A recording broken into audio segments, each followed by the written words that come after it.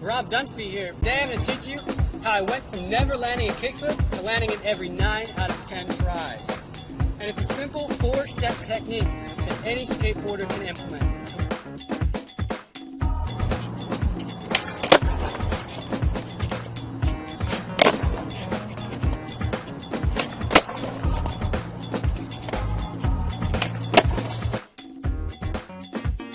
Follow these 4 steps that I'm about to teach you and go out and practice it. You'll surely be able to do the same thing. It's a scientific, step-by-step technique that I've taught hundreds of skateboarders how to kickflip just like I have. The first step is learning the proper foot positioning on the skateboard. First step is getting your foot placement correct. Aiming your front foot towards the nose of the board. Getting your back foot on the tail of the board. Number 2, getting a good pop. With your back foot, you're going to place it onto the tail of the board.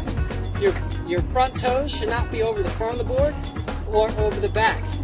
When you hit down into the back of the board, you're hitting off of the big ball point on your foot. That ball point should be directly centered into the center of the board.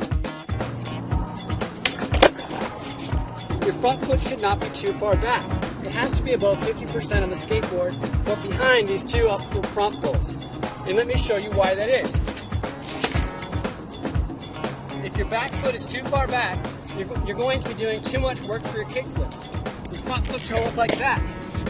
Whereas, if your front foot is further up, it's going to be doing a lot less work.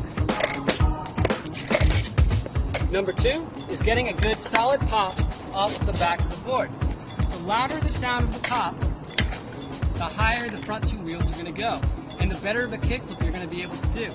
So a powerful pop starts with a hard pushing down into the front foot, into the back foot, but also a centered pop into the center of the board.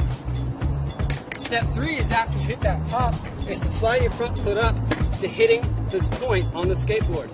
You draw a line down the center of your board and put a point 25% from this side of the board. That's exactly where you want to flick.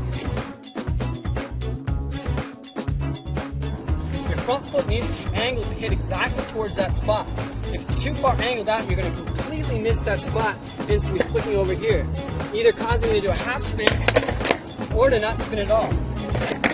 You can do the same thing virtually by hitting more towards the center of the board, kicking your foot straight forward like as you're doing with an ollie. That could bring the front of the board down, causing you not high enough to do the kickflip in the first place, or having you land a weird kickflip that's spun down like this. Step 4 in landing the kickflip is after it spins to catching the board on all 4 bolts on either side, depending on it, looking in the direction that you're going and riding away.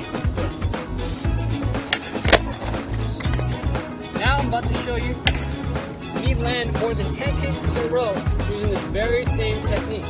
After you're done watching this video, replay it over and over again so you can learn how to do the same thing as me.